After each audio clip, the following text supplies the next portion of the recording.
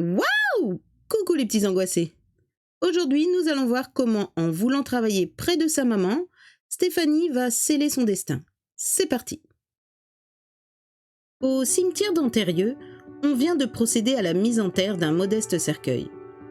La famille, les intimes se dispersent avec des mines de circonstance. On entend une femme qui murmure à l'oreille d'une autre « Mourir si jeune, ce n'est pas juste ». Un groupe d'enfants et d'adolescents, dont certains pleurent à chaudes larmes, se dirigent vers un autobus qui attend sur la route nationale.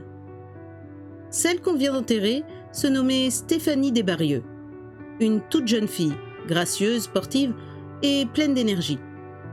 Tout le monde la connaissait dans le village et on la voyait souvent passer avec ses élèves. En fait, les élèves de Stéphanie étaient d'un genre un peu particulier. Ce sont les pensionnaires du château d'Antérieux. Le château est dirigé par le docteur Matouret et les pensionnaires sont tous des enfants à problème. Certains ont le visage caractéristique de ce que l'on nomme des Mongoliens. D'autres, sous une allure plus banale, cachent des problèmes affectifs ou psychologiques. D'autres encore sont agités de mouvements nerveux et convulsifs. Stéphanie, depuis quelques années, vivait chez ses parents dans le village. Et depuis longtemps, elle se sentait émue par ce groupe de jeunes. Un jour, elle dit à sa mère « Maman, dès que j'aurai mon bac, je viendrai travailler au château. » Sa mère reste muette d'étonnement, puis elle s'exclame « Mais Stéphanie, tu es si jeune, tu n'as aucune expérience. » « L'expérience viendra avec le temps, maman. Et puis rends-toi compte, si je travaille ici au château, je resterai près de vous. Nous nous verrons pratiquement tous les jours. » Après avoir obtenu son baccalauréat, Stéphanie s'inscrit dans une école d'infirmière et obtient un diplôme d'éducatrice spécialisée. Il y a longtemps qu'elle a fait part de son projet au docteur Matouret, qui ne s'est pas gêné pour lui décrire ce qui l'attend. « Ma petite Stéphanie, je suis ravie de votre besoin d'aider les autres et de votre projet de venir travailler dans notre équipe. Mais réfléchissez bien avant de vous décider. Ce n'est pas facile tous les jours, et il ne faut pas compter que les enfants soient automatiquement reconnaissants de tout ce que vous pourrez faire pour eux. Certains, même s'ils ont des excuses, sont déjà, malgré leur jeune âge, des durs à cuire, comme on dit. D'autres ont de tels blocages psychologiques qu'on ne peut prévoir dans combien d'années ils reviendront à une vie affective normale.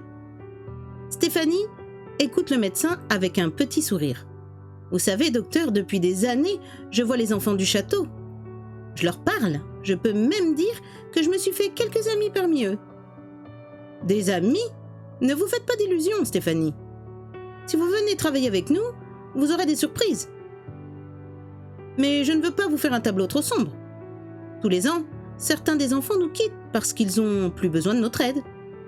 D'autres atteignent l'âge adulte sans que nous ayons réussi à les libérer de leur prison intérieure. Certains deviennent violents. Il faut les diriger vers d'autres établissements plus spécialisés. Si vous vous attachez trop, vous souffrirez. » Stéphanie écoute attentivement et, d'un signe de tête, elle montre au docteur Matouret qu'elle a déjà tout prévu, tout envisagé.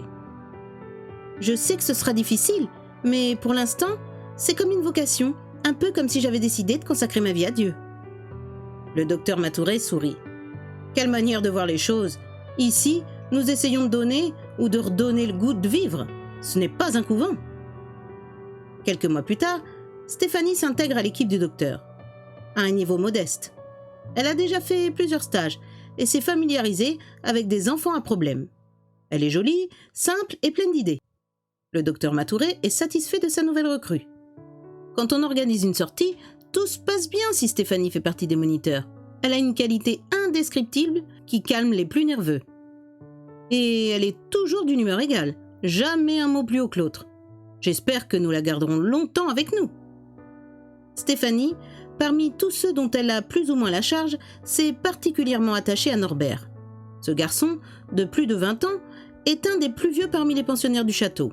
Il est grand, mince, mais sa silhouette efflanquée est constamment agitée de mouvements convulsifs. Ses bras partent en l'air à tout moment. Ses jambes semblent soudain prises d'initiatives indépendantes et contradictoires. Quand Norbert essaye de marcher, il ressemble à un polichinelle dont les fils seraient manipulés par un marionnettiste diabolique. Norbert a d'autre part des difficultés d'élocution énormes. Aucune phrase compréhensible ne sort de ses lèvres. à peine quelques sons identifiables. Stéphanie, voilà comme un défi, et elle s'attarde peut-être un peu plus longtemps avec Norbert, pour essayer de le comprendre. Elle en parle à sa mère. « Tu sais, j'ai eu une curieuse impression aujourd'hui avec Norbert, ce garçon qui a des problèmes énormes. Nous étions sortis pour une promenade et soudain, il a voulu faire quelques pas, il a glissé dans une flaque d'eau. Il est tombé en arrière et sa veste s'est accrochée sur un piquet planté là. Le pauvre garçon est resté assis par terre, incapable de se relever. Il paniquait littéralement. Il voulait dire quelque chose, mais le son qui sortait de sa bouche était pratiquement incompréhensible. S'il s'était agi de quelqu'un d'autre, cela aurait été un gag irrésistible. Mais en regardant Norbert, grognant, la bave aux lèvres, j'ai eu le cœur serré. » Madame Desbarieux soupire. « Et pourquoi me racontes-tu ça, ma chérie ?»« Eh bien, maman, j'ai couru vers lui, j'ai tendu mes deux mains et je l'ai aidé à se relever. Et alors, j'ai éprouvé un choc. Norbert, incapable de dire merci ou quoi que ce soit d'autre, m'a simplement regardé dans le blanc des yeux. Et soudain, j'ai oublié tous ses problèmes, ses gestes désordonnés. Je n'ai plus vu que ses yeux. Il a de beaux yeux bleu-vert. Jusqu'à présent, je ne les avais jamais vraiment remarqués. Et alors, ma chérie ? Alors, je n'ai plus vu que ses deux yeux. Il me disait merci, avec une passion, une force, une intensité incroyable.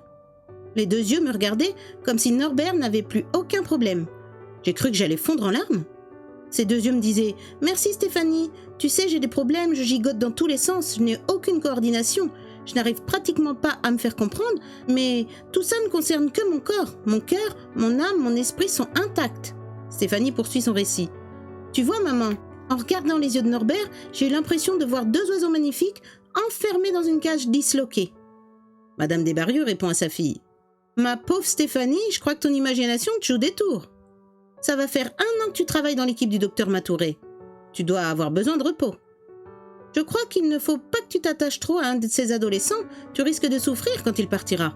Parce qu'il partira un jour. Et lui aussi souffrira, sois prudente. » Stéphanie n'a rien dit. Dès le lendemain, elle est à nouveau au milieu des pensionnaires du château. Mais désormais, entre Norbert et elle, un contact nouveau s'est établi.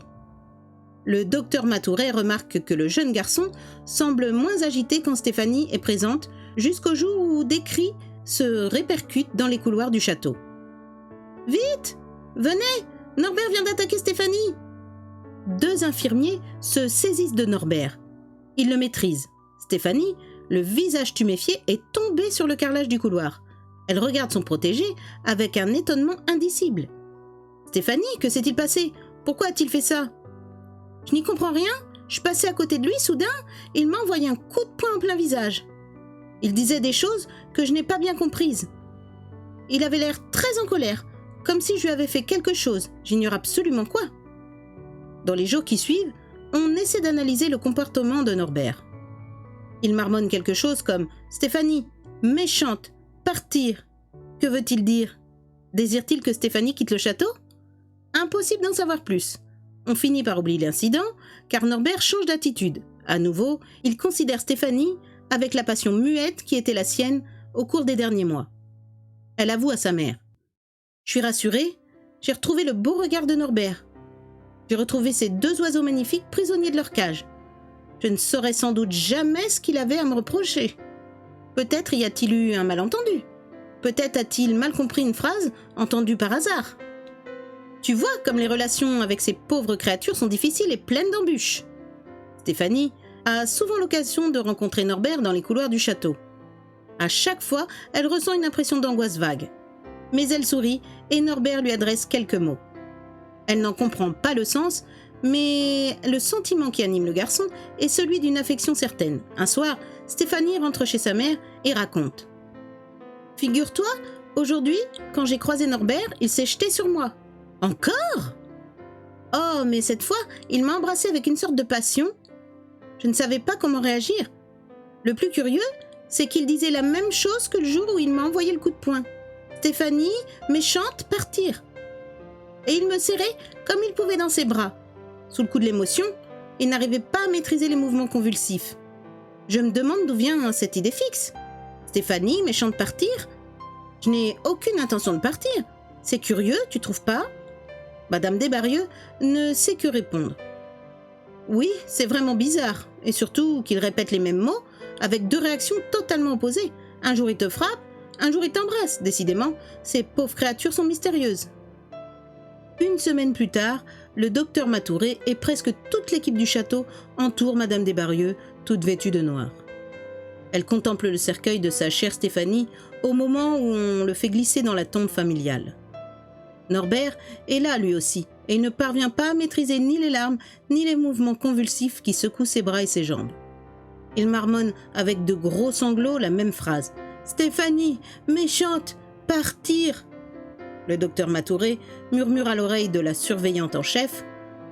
Norbert a peut-être été le seul d'entre nous à pressentir ce qui allait se passer. Qui aurait pu prévoir que cette pauvre Stéphanie allait se faire tuer par un chauffard ivre-mort juste au moment où elle sortait du château? À 24 ans, quelle misère! Je ne crois pas que nous arriverons à la remplacer. Voilà, c'est la fin de la triste histoire de Stéphanie. Soyez attentifs aux signes que le destin vous envoie, tout en sachant qu'on ne peut échapper à celui-ci. À bientôt mes petits angoissés!